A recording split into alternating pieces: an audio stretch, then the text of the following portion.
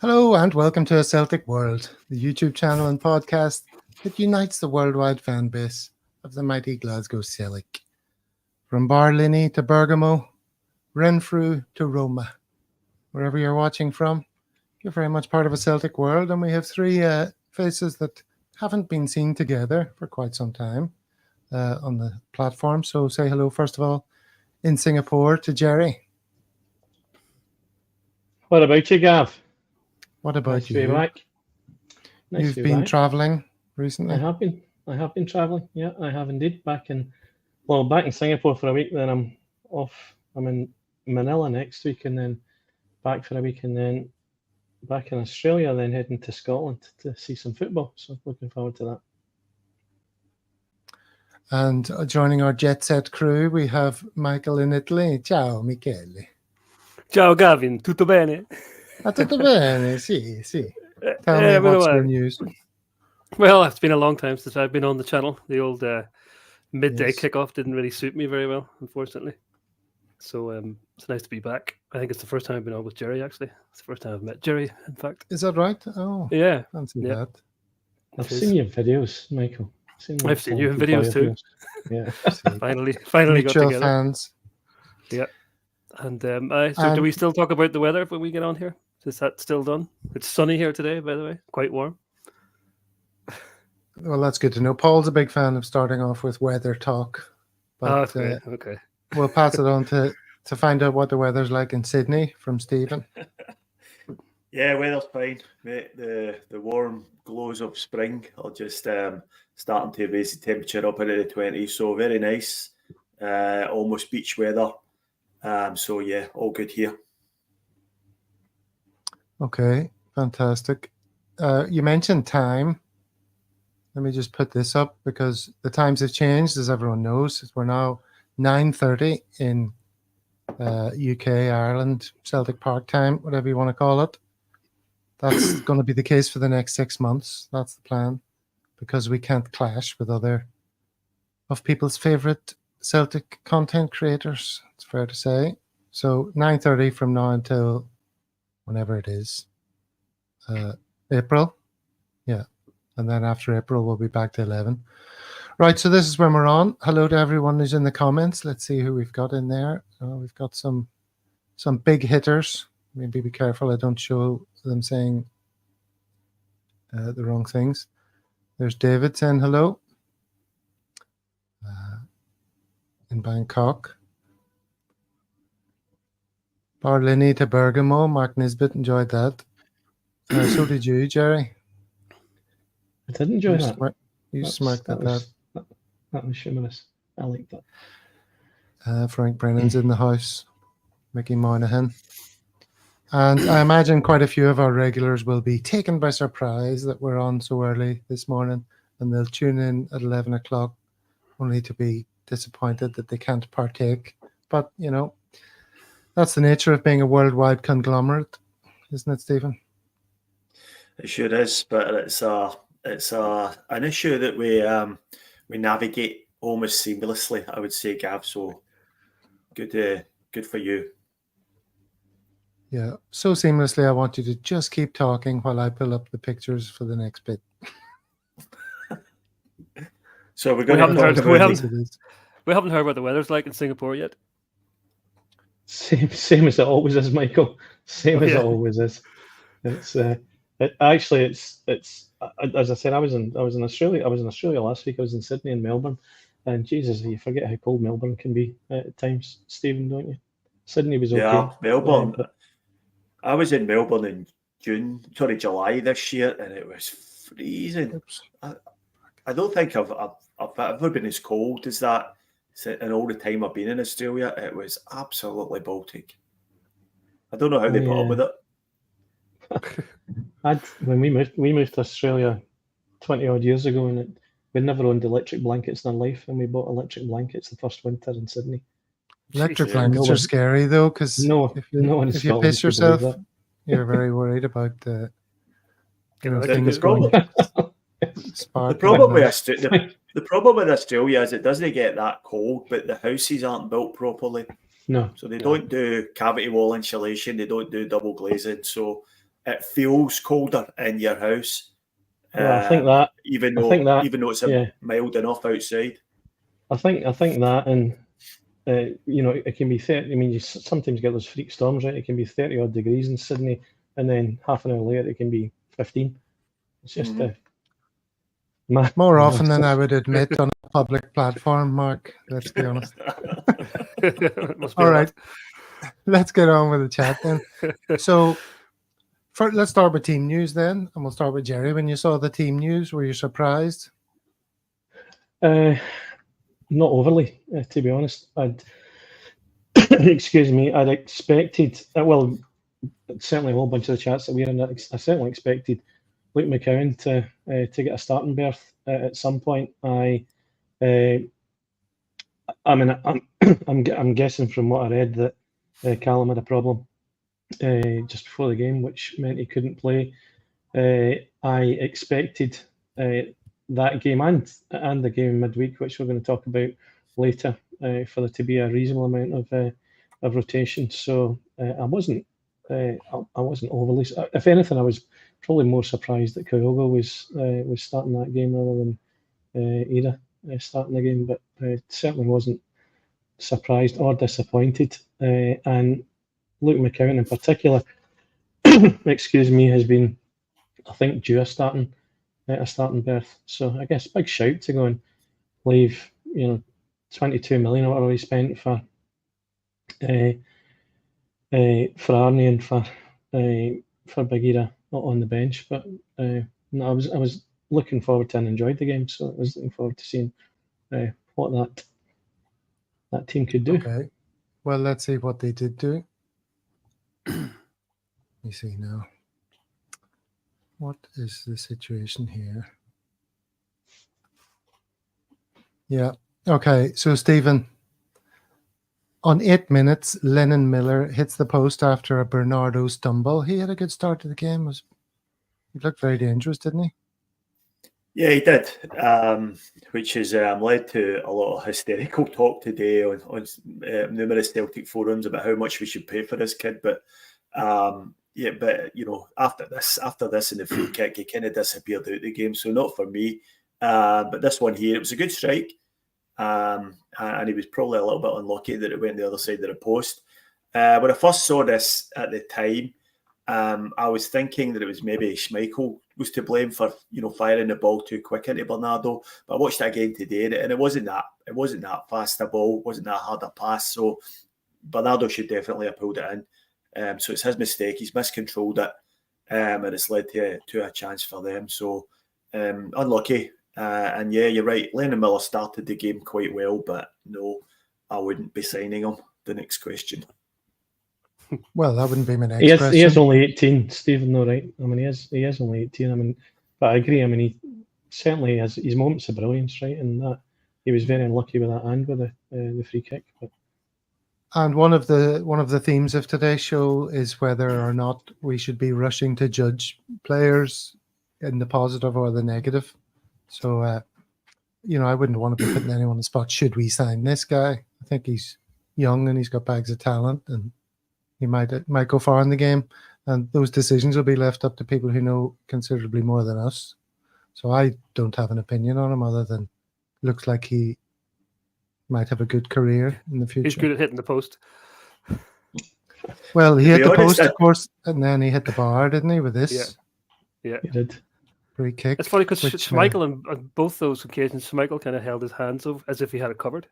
Well, on the hit the post, he put his hands out. That one, he put his hands out again. It's like as if he knew where it was going. It was strange the way it's he was all about confidence. And then that one there, that hit the bar, it came back out, and they got a free kick straight away. And I couldn't work out what it was for, but I was watching the game with Killian. It actually came straight back to your man who took the free kick.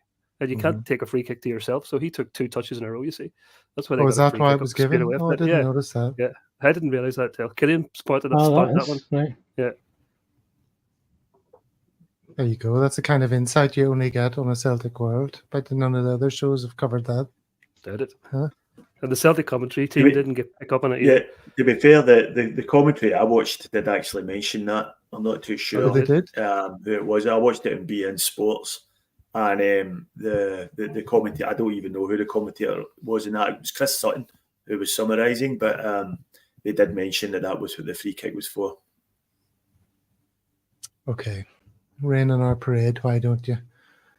20 minutes. 20 minutes. There was a bit of a goal-mouth scramble after Lennon Miller beat Valle at the back post from a corner. So this was the next thing that happened in the game. So that's the first 20 minutes, and the first three things were all Motherwell. But having got away with those two woodwork moments, you kind of felt it was a matter of time, didn't you, before something would happen. Something duly did happen, Jerry, when Luke McCowan waltzed in. He did.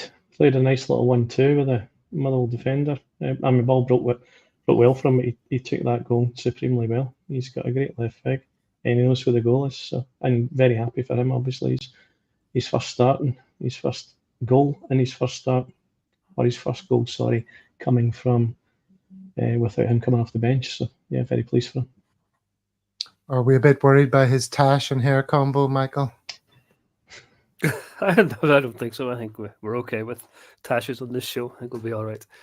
It's the old Neil Lennon bleach coming back. I don't think we're in an ideal position to comment on hairdos, though, I have to say. Well, obviously, there's only one person clearly that can get the hair bleached on a week or a fortnightly basis. So, and Tyson Maida had taken all this week's allocation of bleach. So, poor old Luke. And do you think it affected his balance? It caused him to fall over under absolutely no pressure and handle the ball into the box? Oh, you don't think that was a penalty? No, let's discuss it. I'm just teasing you with that intro. Yeah.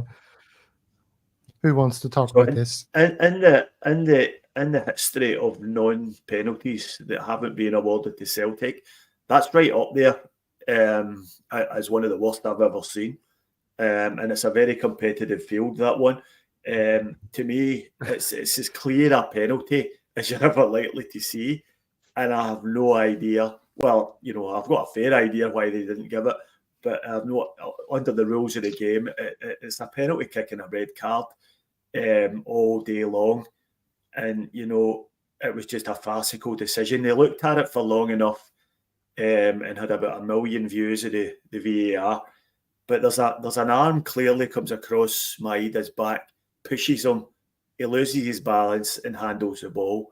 So it's a penalty kick and a red card. And I was on Twitter today, and the behind the whistles guys, who are 3 ex-Scottish referees. I don't know who the 3 of them are. One of them, Steve Conroy, and they review some of the more controversial decisions from the weekend. And all 3 of them said definite penalty and red card, and they can't explain it why it wasn't given. Well, thankfully, we have a monthly YouTube show that comes out which will explain why it wasn't given, or will be Willie Collum saying, in our estimations, that was the incorrect decision. Have you watched any of those yet? Jerry, have you watched any? I haven't seen it. I haven't seen it. They're pretty dry, Gav. They're not the most riveting viewing. But I mean, look, from a transparency perspective, it's great. I watched the first one. And it's good to see them hold their hands up and say, yeah, we got that wrong, and we'll try and do better. So it's transparency is always good. It is pretty dry, the show, but you're spoiled being on the Celtic World. You can't expect everyone to have the kind of production values and all the rest of the visual stimuli that we have. Our sense of objectivity might be slightly different from theirs as well, Gav, I would say. Look, I think Michael's got green tinted specs.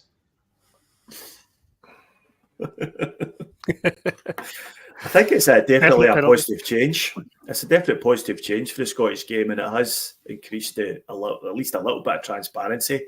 But after the fact, when it's all done and dusted, and you can't do anything about it. So I would like to know. I would like to see maybe a little bit more accountability for referees who make such blatant mistakes. I don't know if it was a mistake, when it's Alan Muir in the VAR, a guy we've got a long history with. and we've got David Dickinson, who's refereeing the game, who's a blatant Hun from Ayrshire, from a massive Hun family. So we'll probably get that from Willie Collum. He'll probably admit that it was the wrong decision somewhere down the line, but I would like to see these guys getting stood down for a week or two from first grade games, which is something they do here in Australia in the NRL, the Rugby League. If there's a blatant mistake made, they fess up on a Monday morning that a mistake's been made, and the guy doesn't officiate the following week or maybe 2 weeks. So something like that's what we need. There's no point in holding our hands up and saying we got things wrong if there's no accountability for the refs. Do you think Willie Collum will the same thing to Sorry, I was just going to say, do you think Willie Collum will say he's a massive Hun from a massive Hun family? And it's just Stephen, he might not say that. He might not, but I'm saying it, and I'm from Ayrshire, so I should know. All right. So then there was another next incident I've got here is 51 minutes. Maeda follows up after Kyogo effort. Remember the keeper saved it, and Maeda slid in, and he sort of managed to skew it across the front of goal, but nobody got in there. 55 minutes. This is Valle's diagonal ball for Johnson, for the Johnson header. Michael, did you appreciate this goal? I appreciate that very much so. It was a terrific cross and a great diving header from Johnston, which was very appropriate considering he had the captain's armband on for the day. But it was a great move, a great goal, and put the game to bed, really. And did you hear that was Alex Valle's second assist of the day. Just to point that out, he got an assist on the McCowan goal as well because he played the pass inside to McCowan. So 2 assists for Alex Valle, Gav. All right. Yes, we might talk about that. We will be talking about that later. Don't you worry about it. All right. I was just going to say, Alistair Johnson's post-match interview, how many agains did he manage to squeeze in to his 2 answers? I'll guess 7. I'll guess. I didn't see it. It was a very short interview, so just the 4. Just the 4. Right. Yeah. Thankfully, he's not wearing a captain's armband saying it was disappointing, Gavin. That would be... Indeed, that's a point that many have made on Twitter. All right. Well, talking about missing things, what about this moment that was kind of just sort of brushed over? Hands raised on AJ, remember? They called it him being clotheslined or something in the commentary that I was watching. Do you recall this moment? I remember that. AJ just tried to run past him and the guy just took him out.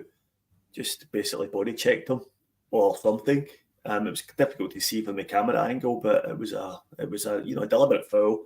I think did the guy get booked for it? Or did I don't think he even got booked. I think we got the foul, but I don't think he got booked. But it was pretty poor. Pretty poor. We always love a lookalike on the show, though. Here's a new one for us. In some lights, Frank Brennan is getting a bit of Kevin Bacon, the way Michael looks down the camera. There you go.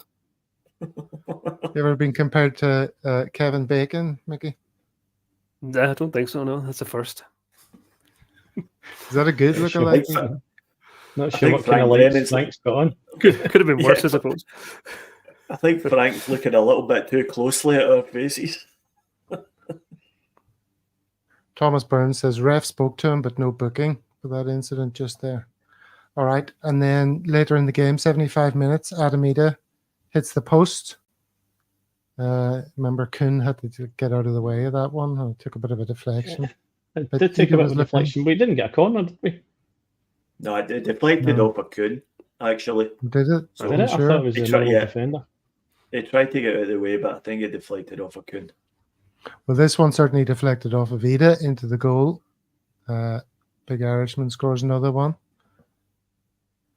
And, the debate continues to rage about whether he's an excellent player or a terrible one.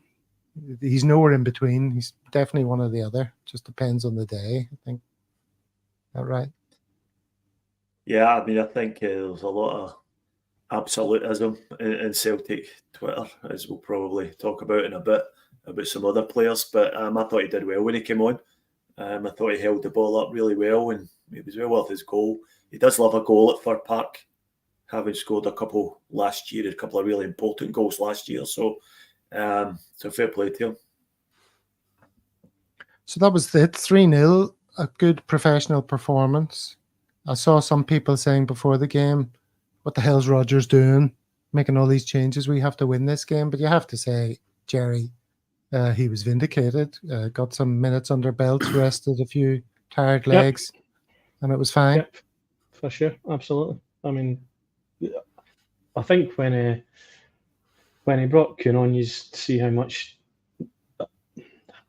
we miss him in particular. He's been a revelation this season. I mean, I know we all had, I think, various views on Kuhn last season, but yeah, 3-0 away to Motherwell. I mean, Motherwell have had a good start to the season and looked, I mean, certainly for a period, maybe that first 20 minutes looked like a reasonably handy side as well. So yeah, very pleased with 3-0 at Motherwell.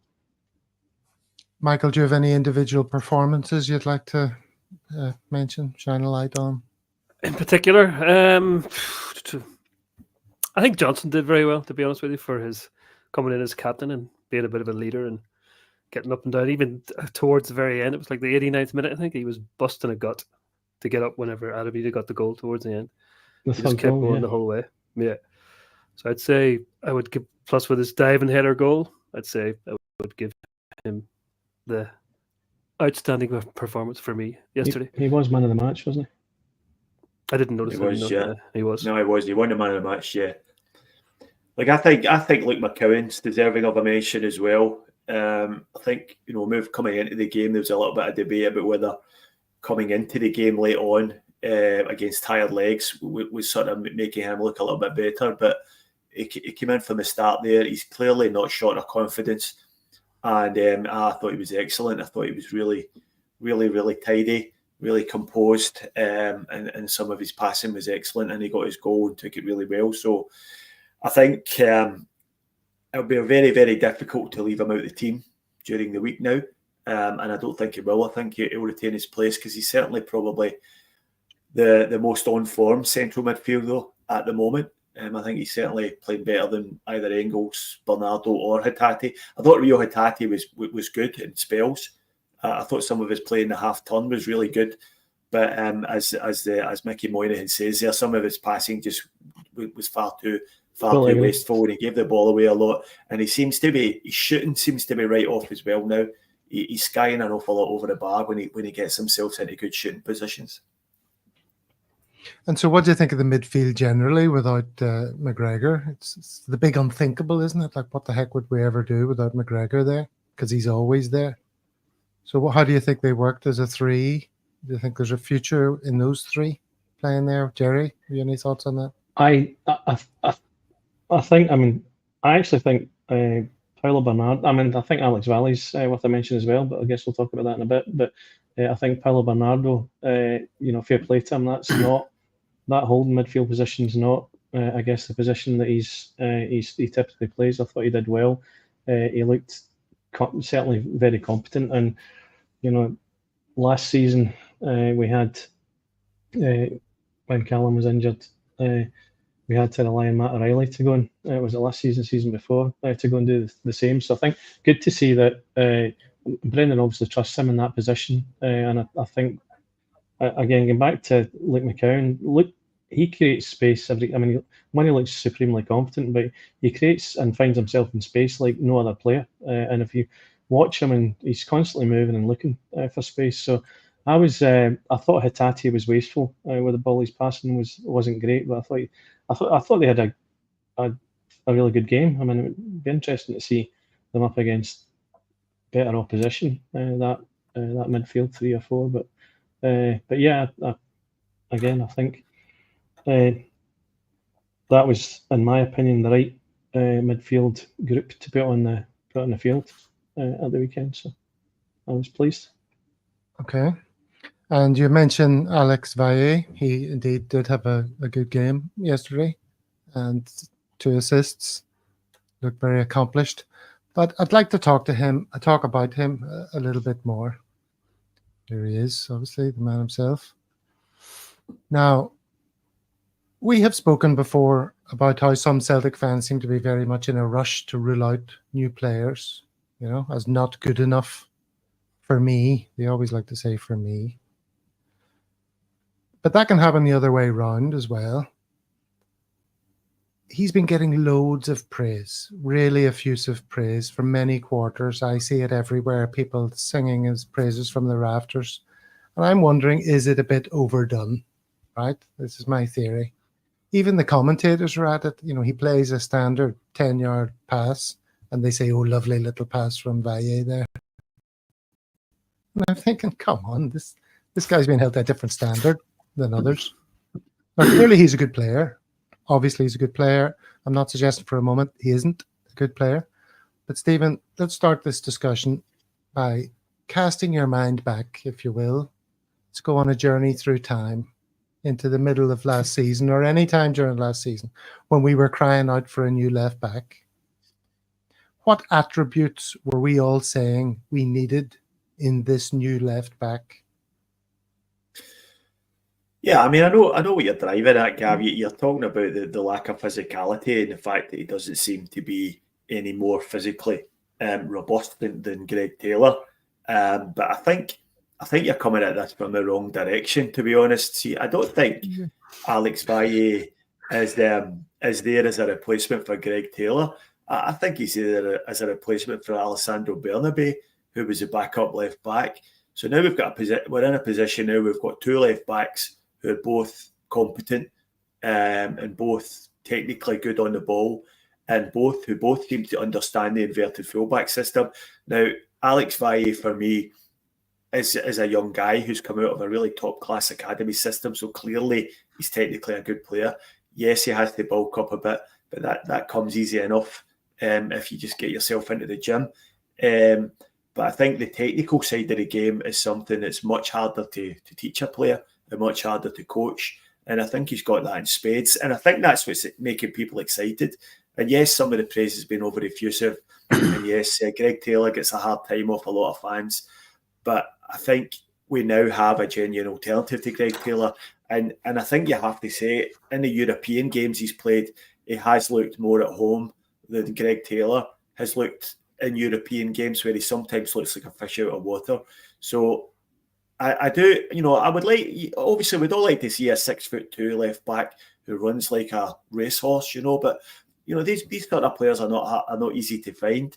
And I think we've landed on something there who brings something really worthwhile to the team. Whether or not there's any real prospect of us signing him or not full time is another matter. He might be just looking this as a way to get himself in the shop window, to get himself a move to another team in Spain, maybe, or something like that. So we don't really know, but I'm quite happy with what I'm seeing from Alex Valle so far. Yes, I mean, I'm quite happy with what we're seeing from him, but I just think that the pudding is being over-egged in terms of the enthusiasm for him. Like I pointed out, he was beaten at the back post by Lennon Miller quite easily at that corner twice early on in the game. Two in a row, wasn't it? 2 in a row.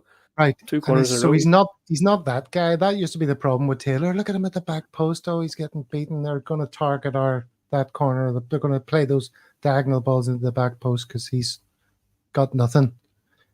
He does get shaken off the ball very easily. I understand he's a technically better player than Greg Taylor, but he's a sexier Greg Taylor. He's not a completely different player. He doesn't present that much of an alternative to Greg Taylor to me. So while he's a good player, he's not what I was hoping for. I'm glad we've got him. He enriches the squad. But if we had like an Alistair Johnson over there who could, get stuck in and, not get outfought and out-jumped and things like that, I would be more comfortable with how he's going to perform in Europe. That's kind of my point. I'm happy enough with him, but he's not the be all and end all, I don't think. See, my view is the whole thing about Greg Taylor getting beat physically at the back post all the time. I think that was a load of nonsense. I don't think it was that at all. And it may have happened a couple of times, but it wasn't a systemic issue, and it wasn't something that the teams were constantly exploiting. I think the problem with Greg Taylor is Greg Taylor was fine domestically. You know, he's one of our best players domestically, very dependable. But it's when he made the step up to Europe, he just looked as if he was like a fish out of water, and he was getting caught out of position too much, and he didn't seem to understand the positional side of the role he was trying to play, and he was just getting exploited. He just gets exploited far too often. And on the limited sample size so far, I would say Alex Valle looks as if he's better in that department. So I'm not too worried about the physical aspect of it. I think Alistair Johnson gets out jumped occasionally as well. He's not a tall guy, and he is hard in the tackle, but he's not great in the air. And he gets out jumped sometimes at the back post as well. Someone's coming in behind you onto a cross, they're always going to out jump you because they've got leverage on your shoulders. So I'm not too worried about that. See, there's a variety of views being expressed in the comments. Jerry, where do you stand on it? Anything to add to this? I think first and foremost, I think he's a better defender than Greg Taylor, but it is a very limited sample size that I'm basing that on. I mean, and when you asked Gav, what were we looking for? We're looking first and foremost for someone that could defend in that left back position, was what we discussed before. Interesting, actually, that when Brendan made the change, he moved Scales over to left back. I think when we were in our various degrees of panic at the transfer window, I'd said that it wouldn't surprise me if he did give Liam Scales at some point a run at left back. So, Liam Scales doesn't give you that pace up and down the wings, but he maybe brings a bit more robustness, if that's what you're looking for from someone in that position. But I've been impressed with what I've seen with Alex Valle so far, but I also would agree with what Stephen said in terms of we brought him in as a replacement for Bernabe, who's certainly couldn't fit a system and couldn't defend and couldn't cross a ball. So he's certainly an upgrade on that. And I mean, it'll be interesting when Greg was on the bench, wasn't he? It'll be interesting to see if Greg gets a start and how he performs. And I think, again, Greg Taylor's needed someone to push him for his position. He hasn't had that. We haven't had that for probably a couple of seasons. Someone that can actually challenge him for that left back position. Yeah, it'll be interesting to see if Greg Taylor gets straight back into the team. I'm not sure Brendan will put him straight in because obviously Atalanta game and then this game, 2 clean sheets. Yeah. Do you pick him out? I don't know. I see Bernabe's tearing it up in Brazil. Did you see that? He's scored like 4 goals or something. I wasn't sure what you meant when you said he was tearing it up in Brazil, Gav. But doing well. Not tearing it up in the way that Alfredo Morelos is tearing it up. Yeah, exactly. Definitely not that. So, there's allegations that somebody tampered with his brakes, in his car, apparently. That's why he ran into the motorcyclist. Yeah. Look, I think it will be interesting. We'll probably talk about the Dundee game in a bit, but there's a few interesting team selections to be made for that game, but we'll probably leave that till later. Yeah. It's an interesting topic, though, the whole Valle thing. Mickey, do you think it's a bit over the top, or do you think he's the bee's knees and really offers us something different?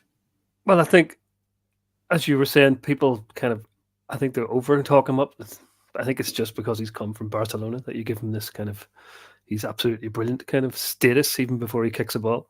I think he's there or thereabouts with Greg Taylor. I don't think there's much in it between the two of them. He is a bit small, possibly. I was watching the game with Killian yesterday, and he said he looks like one of the players in his under-16 team.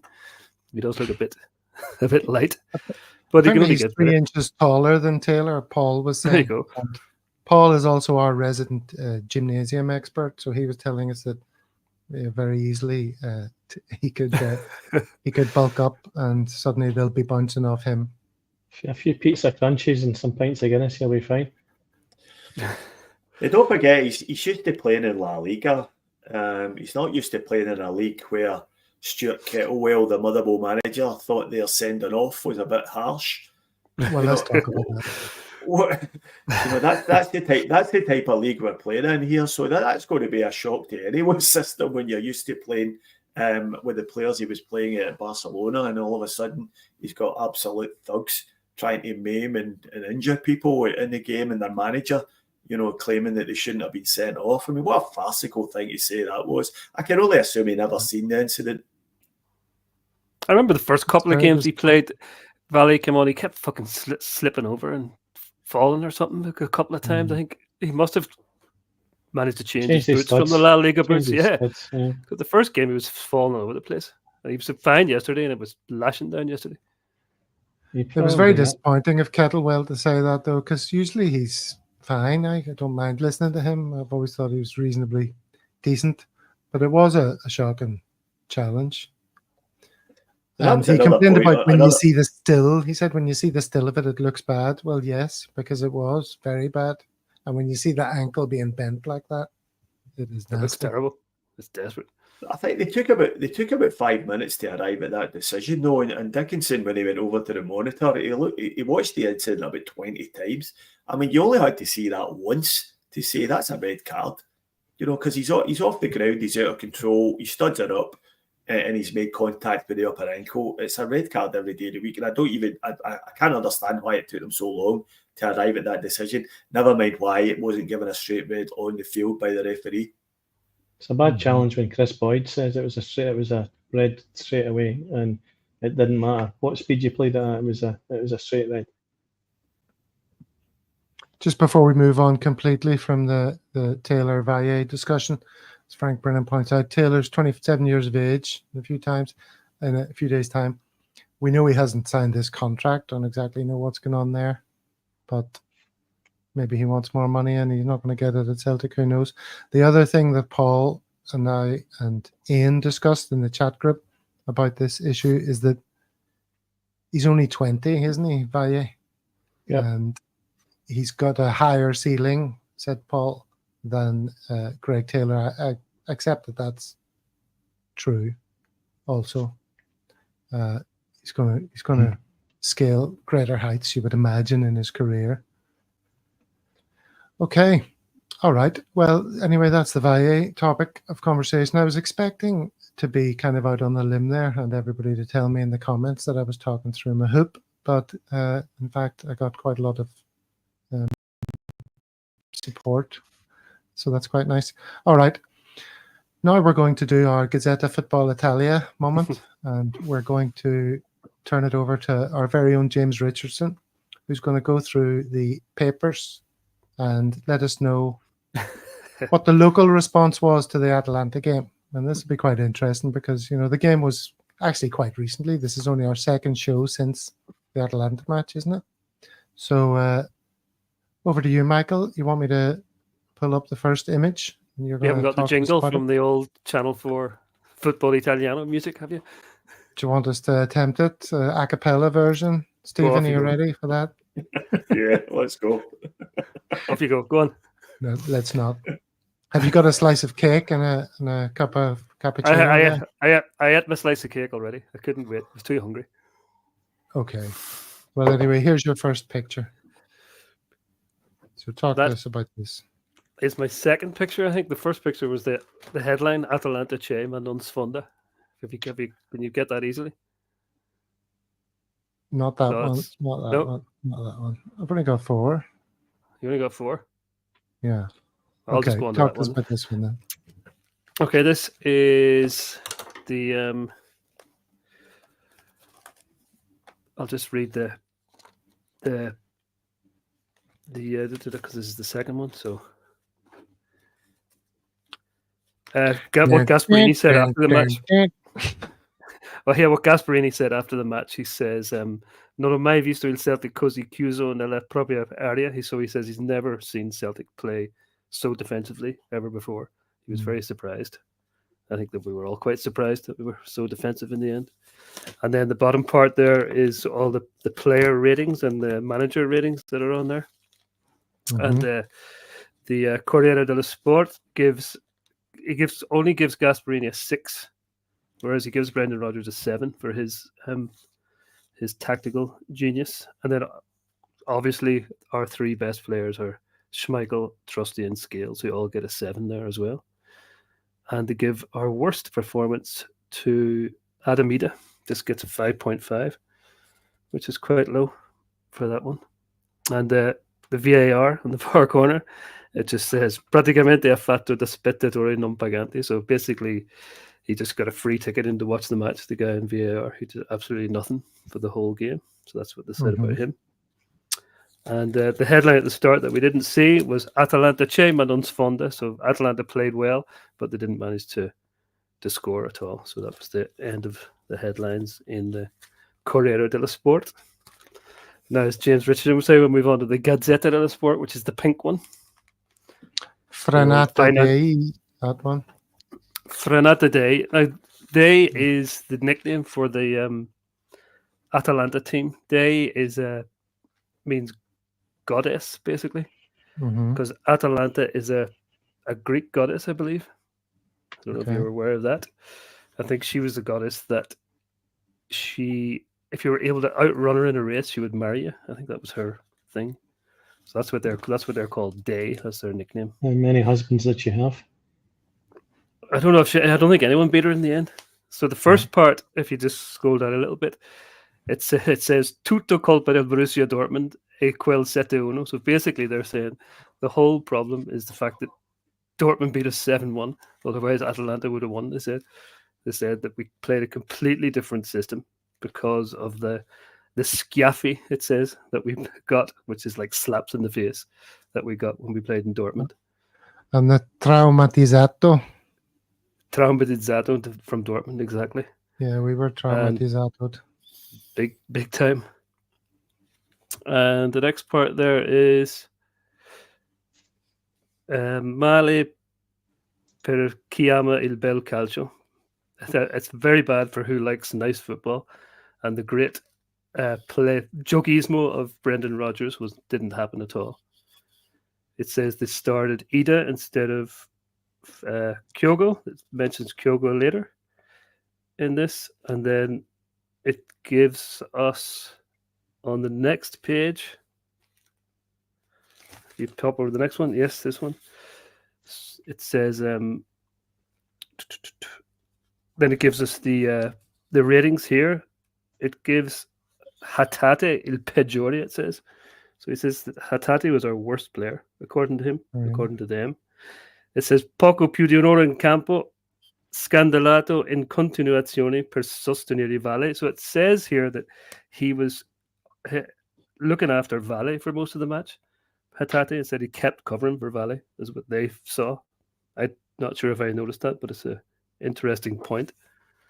After we just talked about Valle as well. Yeah. And then the next day, it says Furuhashi came on.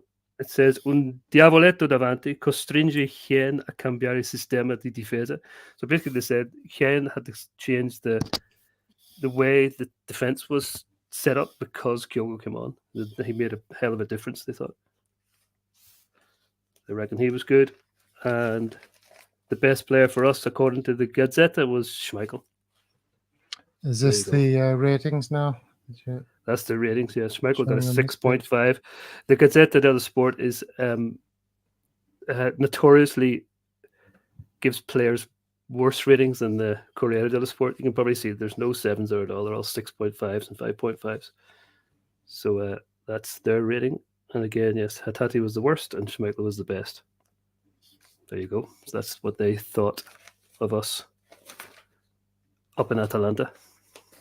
Very interesting. So they thought we basically came to nullify, which is not entirely wrong. Did they give us any praise for our attacking intent, or still? Well, basically, the only person that got any praise was Kyogo when he came on. They said they had to change this defense system to cope with him. But other than that, which is fair enough. We didn't do much else until he came on. Really, attacking wise, did we? Got a few rushes at goal when he was there. And what's the view of Celtic whenever you're in Italy and people hear that you're a fan of Celtic? What do they think of us? Well, the first thing they always say is they always talk about the fans all the time. As soon as they see my Celtic hoodie, they're like, "Oh, best fans in the world, best fans in the world." They're always saying that. I told you about the guy in the deli shop the day before the match. Mhm. He said that the Atalanta team were all drugged up and they would batter us. He said you've no chance playing against Atalanta because they're all doped up the whole time. So I met him the day after. The day after the match, I went in to get some more prosciutto from him, and he just came up to me. He was like, 0-0. He's like, well done. And then he said they're going to get well doped up for the next game for sure. And sure, then And last they did. night they were 5-0 up after half an hour. Yeah. Respond to that then, Michael. Exactly. You've got to play them at their own game sometimes. Play the Catenaccio against What does them. Catenaccio translate to? Catenaccio is like a catena is like a chain, so you kind of chain everything together, like link it all together and don't let anything past. That's Catenaccio. Ah, interesting. Things you pick up, Stephen, eh? You're going to be dropping Catenaccio into the conversation at work tomorrow? I will do. You can order one for lunch. I think Atalanta really, though, have only got themselves to blame, haven't they? I mean, my view of the game was that it wasn't too different from the Dortmund game. The main difference being that we didn't concede an early goal, and we grew into the game, gained a lot of confidence, and carried a bit of luck as well, if we're being honest. And that was down to the fact that Atalanta missed some really good chances, especially some headers. They got some cracking chances from headers, and one of them goes in the first 20 minutes of the game. Then it's another long night for Celtic. But it's like every game, a lot of games that we play at home, if you don't score early, it becomes more of a slog, especially when you get into the second half. I think they started getting a bit desperate and throwing balls and trying some outlandish stuff that was never going to come off. So I think the game plan, and Rodgers sort of alluded to this, we didn't really play that much differently. We just did it better, and also carried a bit of luck in there with their poor finishing. So only themselves to blame. Jerry, you're a well-travelled man. Have you been to Italy many times? I've been a few times, yeah. I've been to see Celtic a few times, but yeah, I have been to Venice many times. Mm-hmm. Not to watch football. Not to watch. Did you Celtic sing for a cornetto? Just a wee cornetto, yeah, exactly. But yeah, I've been to Italy quite a bit. Not so much now, obviously, living on the other side of the world. But I remember you saying that you didn't want any Italian teams in the Champions League draw because the fans are such a bunch of dirty bastards. I remember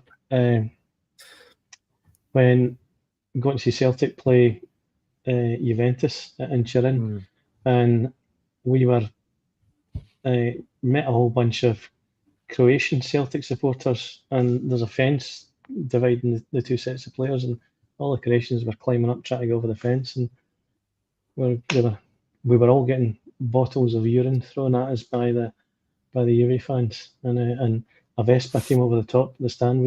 They were throwing stuff on us from up above as well. So yeah, that was an interesting experience, Gaff.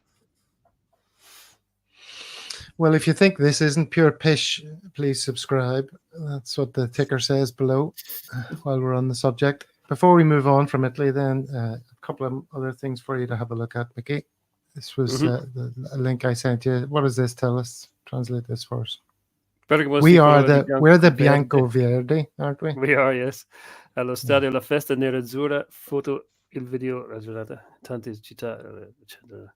Yeah, basically the Bergamo was coloured in green and white, and the fans met in the Piazzale something there, and they had a good time, and they were well behaved, and they got the buses to the game at 4:30, and they were good old crack as usual. So he's praising the fans. And what does it say at the bottom here? This nota di colore. Nota di colore in parecchie girano magliette pantaloncini.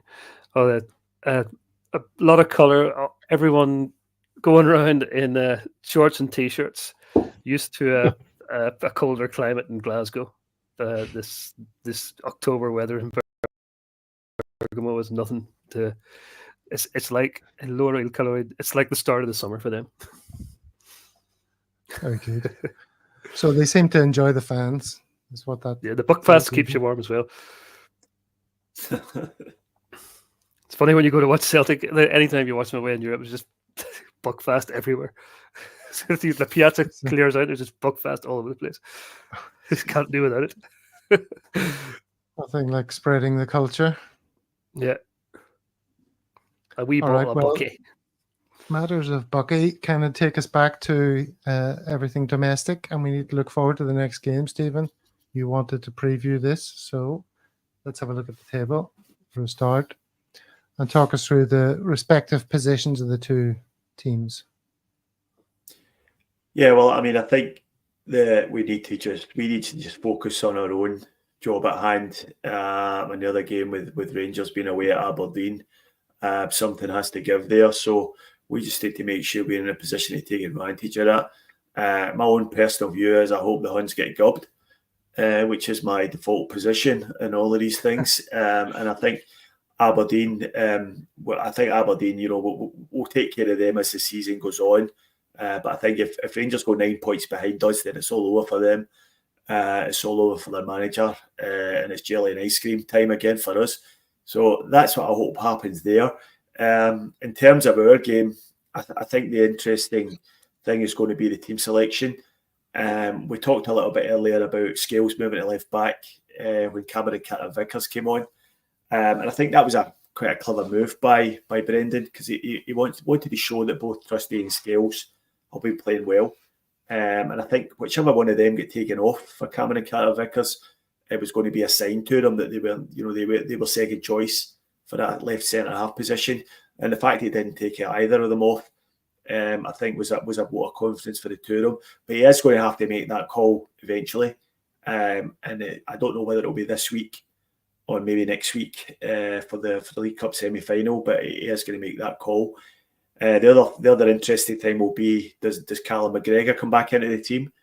I suppose it depends how his abductor injury is, and whether he's fit to play again, or whether Luke McCowan keeps his place. Personally, I would play the same three again in midfield. I agree with what Jerry said earlier. I thought it worked fine, and I thought they all looked pretty good after a few early shakes from Bernardo. But I felt he grew into that position, and by the time he got into the second half, we were in complete control of the game. So I would like to see that three starting again with Engels on the bench. I think probably Trusty will be the one that drops back to the bench if Cameron Vickers starts. And that's only because, he's the last one in, and Scales and Vickers have got a long-standing partnership. So apart from that, I think the rest of the team kind of picks itself. But those two positions will be quite interesting. More interesting than the conversation that's going on in chat. Kuhn back on a starting berth instead of Forrest on the right, Stephen, I would imagine. Yeah, I think that goes without saying, Jerry. I think Forrest's a great player. We all love James Forrest, but I don't think he should ever be starting. I always think I would have started Kuhn yesterday and brought him off after maybe 60 minutes, but I understand what he's trying to do. He's trying to keep the legs fresh with a really, really hectic programme of games coming up. But, I think hopefully we'll see Kuhn back to starting lineup. Do you think Trusty's going to drop to the bench, Michael, when CCV is taking his claim? I agree with Stephen. I think the fact that CCV and Scales have been the main partnership most of the season, I think it's just natural for Trusty to be the one to be axed. I can't see Brendan playing Scales from the start at left back, for instance. So I reckon that's probably the case, but I'm not sure. He might start with CCV on the bench again, just to ease him back into it, because that big toe of his has given him lots of problems. So we definitely want him fit for Leipzig coming up in about 10 days or so. Well, that problem is supposed to have gone now. He's taken his time to get it right, to get it better, right? He's missed like 5 weeks or something, and nobody told us that at the time. With a sore toe. It's just, yeah. So let's hope he mentioned in the post-match interview he's been carrying this injury for a few months, and just sort of playing through it. So, let's hope that that's it put to bed now, because he really has missed far too many games for us, both last season and this season. And if we are going to make an impact in the Champions League, then we need him fit, because he definitely is our best central defender. So let's hope he's put that to bed. Well, let's put something else to bed. We're just on early because we all got together and thought it'd be a laugh to trick Monty and to just show up an hour and a half before we know what we know. Nice to see us here, Gav. There were people expressing some concern about Monty, wondering where he was. So don't worry, Monty. We'll be back at 11 a.m. next show and for the rest of the year. So you keep showing up at 11 o'clock, and it'll all be fine. I'm being sarcastic. 9:30 it is from now until the clocks change again. That is the nature of the beast when you have contributors all over the planet. Daylight savings, indeed. Daylight savings. Do we want to talk about the refereeing in the Rangers game last night? Let's do that. Vent your spleen, Stephen. Well, there was two incidents in particular which caught my attention today. One was Connor Barron kicking the guy in the face with the studs showing, and almost absolutely identical incident to the one that saw Yang sent off at Hearts last year, and I don't believe he was even shown a yellow card. So there you are. If you're looking for consistency, you're not going to find it there. And there was another incident with the game poised at 1-0 when St Mirren were attacking. There was a foul. The ref plays advantage. The ball goes forward. The guy goes into the box. The St Mirren striker, he gets brought down, and the ref pulls it back for the original foul. Another farcical decision. Absolute joke. If you haven't seen them, go and have a look. It was two absolutely dreadful decisions, and all we ever hear this year from them is that how the referees are always favouring us, but utter nonsense. Anyone else see those? I didn't see either of those, to be honest with you. I haven't seen any of it myself, but I feel sorry for Stephen Robinson. I saw even some reactions by their podcasts saying like they didn't really deserve to win that game, and somehow they got away with 3 points. But yeah, their game in Aberdeen is shaping up to be an exciting one for that should us be fun. To look forward to. Yeah. That should be fun. Yeah. Let's talk about the refs in our game and the Huns game. Says Pete McGee. They're getting desperate about us and the Dons being 6 points ahead, and they've reverted to their old cheating ways again. There you go. That'll put that one to bed. Agreed. All right. Well, gents, any closing thoughts? We don't have any specific Celtic social media choices or comedy things to end the show off, but has anything caught your eye this week? Is there anything else you'd like to share with us? Verbally, if even that. Are we going to talk about what's going on in the comments? No, I don't think so. It's all going off there. Yeah. Talking about American politics. Oh dear. That's due to be over in a week or two, right? So thank goodness. And something else to talk about. Then we can all get on with our lives. Hopefully. Or not, depending on the result. All right, gents. Are we going to do score predictions for the Dundee game? There you go. That's a good way to go out. Good idea. And the Aberdeen game. Yeah. All right. There's no need to ask Jerry. I know at least one of his answers. Maybe they're both the same answer. No, 7-0 and 2-0. 7-0 is obviously to us, and 2-0 to the Sheep. Aberdeen. The Sheep, yeah. Yeah.